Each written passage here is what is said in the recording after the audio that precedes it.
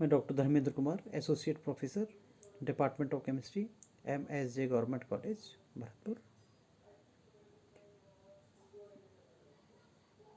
आज हम अध्ययन करेंगे सिंथेटिक डाइज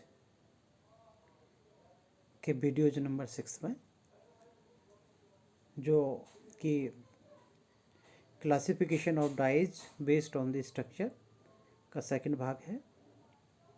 इसके फर्स्ट भाग को, जो कि क्लासिफिकेशन ऑफ डाइज का था स्ट्रक्चर के आधार पर, वो हम इससे पूर्व के वीडियो में अध्ययन कर चुके हैं और आज हम वीडियो में इसका पार्ट सेकंड बात करेंगे। जैसे पूर्व में हम जो अध्ययन कर चुके हैं वो नाइट्रो डाइफेनल, ट्राइफेनल, इनके आधार पर कर चुके हैं। आज हम बात करेंगे थैलिन तथा जैंथीन रंजक के आधार पर, यानी कि थैलिक एनहाइड्राइड तथा फिनोलिक यौगिकों के संघनन से बने यौगिक थैलीन कहलाते हैं। इनमें रंजक गुण होते हैं और कईयों में जैंथीन वलय तंत्र होता है।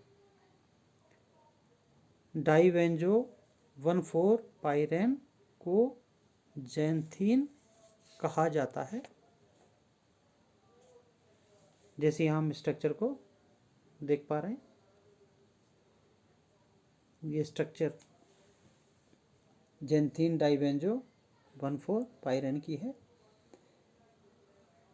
इस वर्ग के जब हम सदस्यों को देखें तो जैसे पहला सदस्य फिनोफ्थलीन, जिसकी हम स्ट्रक्चर देख पा रहे हैं, यह वस्तुतः ट्राइफेनिल मेथेन डेरिवेटिव होते हैं। यह एक श्वेत क्रिस्टलीय ठोस होता है जो जल में अम्लीय किंतु अल्कोहल में विलयशील होता है। क्षारों में घुलकर यह गहरे लाल रंग का विलयन बनाता है। इसका गहरा रंग अणु की क्विनोनॉइड संरचना एवं अनुनाद के कारण होता है।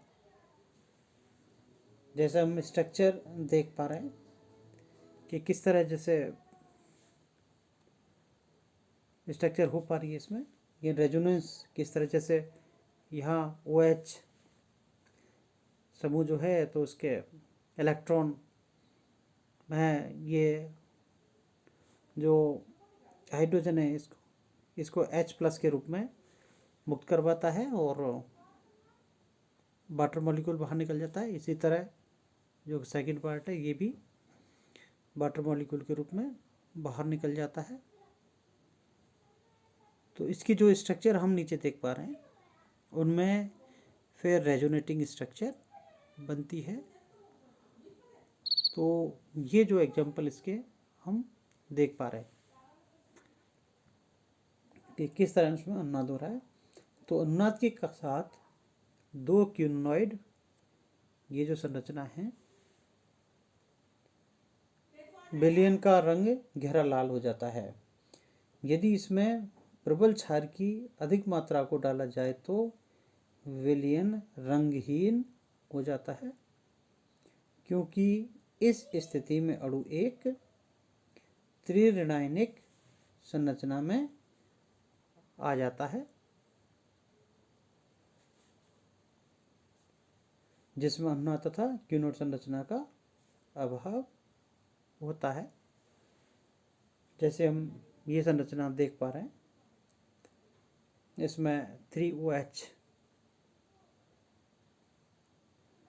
हाइड्रोक्साइड का योग होता है, तो उसमें 2 मॉलिक्यूल H2O बाहर निकलते हैं और इसमें ना क्विनोइड संरचना है और ना ही अनुनाद, अतः यौगिक ये रंगहीन होता है। जैसे हम यहाँ संरचना को देख पा रहे हैं, संरचना को तो फिनोल्फ्थेलीन उदासीन व अम्लीय माध्यम में रंगहीन होता है, जबकि क्षारीय माध्यम में गहरा गुलाबी या लाल रंग का होता है। फिनोल्फ्थेलीन के इसी गुण के कारण यह अम्ल क्षार अनुमापनों में अत्यंत महत्वपूर्ण सूचक के रूप में प्रयुक्त होता है।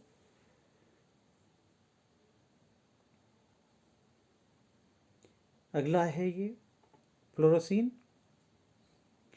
जैसे हम स्ट्रक्चर में देख पा रहे हैं। तो वस्तुतः यह एक जैनथीन व्युत्पन्न है। फ्लोरेसीन के संश्लेषण की विधि से इसकी ये निम्न संरचना है जो हम देख पा रहे हैं, इसमें का आभास होता है। जैसे यहाँ संरचना हम देख पा रहे हैं, इसमें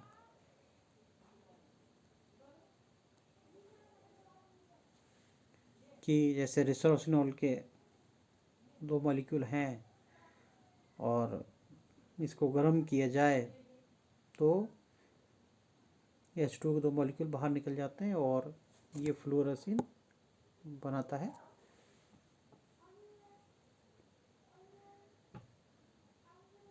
लेकिन यह पदार्थ जल में अम्लीय तथा लाल रंग का होता है। फ्लोरेसीन की जो संरचना है फर्स्ट के आधार पर इसके लाल रंग की व्याख्या करना संभव नहीं है, क्योंकि इसमें ना तो कोई आवेश है और ना ही कोई क्यूनोइड संरचना। अतः इसके लिए निम्न 2 क्यूनोइड संरचनाएं प्राप्त होती हैं। जैसे संरचना सेकंड में एक पैरा क्यूनोइड वलय C है, जबकि संरचना थर्ड में वलय C ऑर्थो क्यूनोइड रूप में है। जैसे हम संरचना देख पा रहे हैं। इसकी अतिरिक्त संरचना थर्ड एक द्विआयनिक संरचना है, जिसमें ऑक्सीजन परमाणु धनावेशित त्रिसंयोजी अवस्था में है। डेविस ने 1954 में फिनोल्फ्थेलीन, फ्लोरेसीन तथा इनके क्षारीय व्युत्पन्नों के IR स्पेक्ट्रम का अध्ययन करके बताया कि फ्लोरोसीन की फर्स्ट संरचना को ही सही मानना चाहिए, क्योंकि ना तो इसमें संरचना सेकंड के अनुसार COOH समूह की पुष्टि होती है और ना ही संरचना थर्ड के अनुसार COO- समूह के संकेत प्राप्त होते हैं।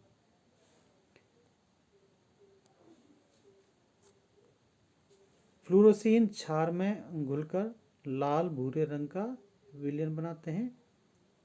इस विलयन को यदि तनु किया जाए तो हरे पीले रंग का फ्लोरोसेंस बनता है। इस फ्लोरोसीन रेनाइन की संरचना हम देख पा रहे हैं।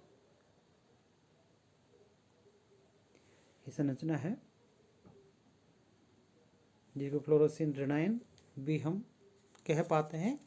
और इस संरचना में हम देखते हैं कि किस तरह कि फ्लोरोसीन के जो सोडियम लवण को यूरेनिन कहा जाता है और यह अम्लीय विलयन से निकले हुए रेशम तथा ऊन को रंगता है। इसके रंग कच्चे होते हैं। फ्लोरोसीन का टेट्राब्रोमो व्युत्पन्न ईओसिन होता है, जिसे बनाने के लिए ग्लिसरॉल एसिटिक अम्ल के विलयन में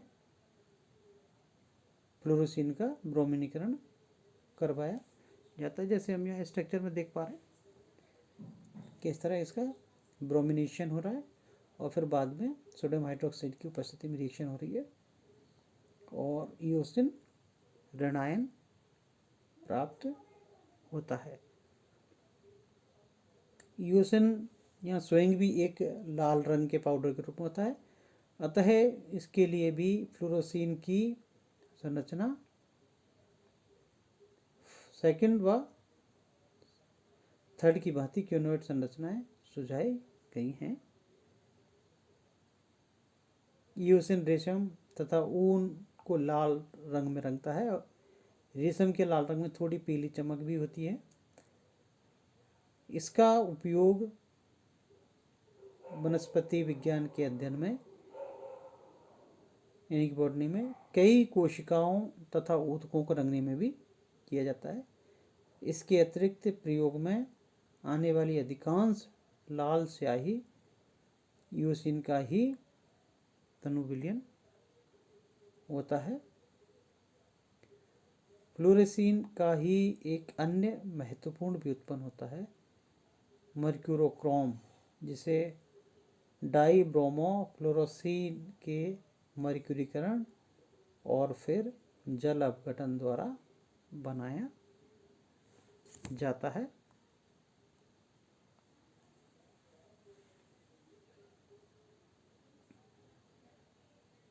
तीसरा जो इसका उदाहरण है वो है रोडामिन। ये भी जैंथीन व्युत्पन्न होते हैं जो लाल रंग के धनायनिक रंजक होते हैं। इनके एन एल्किल व्युत्पन्नों का रंग अधिक गहरा होता है। ये ऊन तथा रेशम को सीधे ही रंगते हैं, जबकि सूत को टैनिन मोर्डेंट के बाद रंगा जा सकता है। रोडामिन बी की संरचना को जैसे यहाँ दिखाया जा रहा है।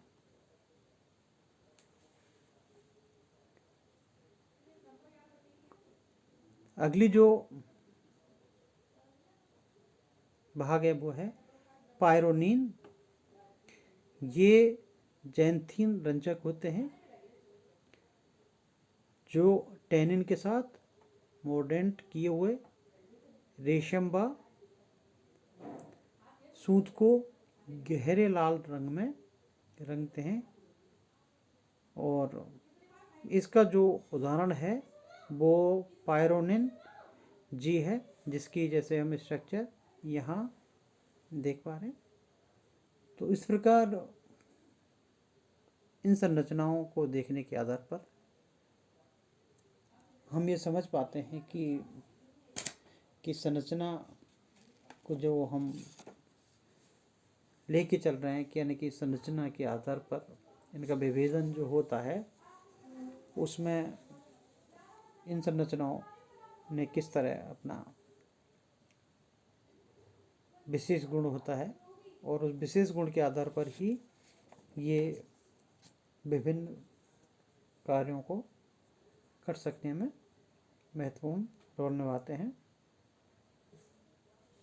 चाहे हम थैटीन तथा जैंथीन रंजक की बात करें और चाहे हम दूसरे भी किसी की बात करें, सभी अम्लीय क्षारीय माध्यम में अपनी विशेषताओं को रखते हैं और इनका जो वनस्पति विज्ञान है यानी कि बॉटनी है, उनको जो हम लैब में यानी कि प्रयोगशाला में जब हम इसका विभिन्न ऊतकों को रंगते हैं तो वहाँ इनका विशेष रूप से विलयन को प्रयोग में लिया जाता है। जैसे हम जो बॉटनी के यानी कि बायोलॉजी के स्टूडेंट्स होते हैं वो ये भली भांति जानते हैं कि कौन सा सॉल्यूशन है और इनका किस तरह से उपयोग किया जाता है। जिसके बाद में जो रंजक आते हैं वो एजोरंजक होते हैं। और एजोरंजक तो हम जानते हैं कि वर्तमान समय में कितने महत्वपूर्ण हैं। हर तरह के कलर में उनका प्रयोग किया जाता है। धन्यवाद।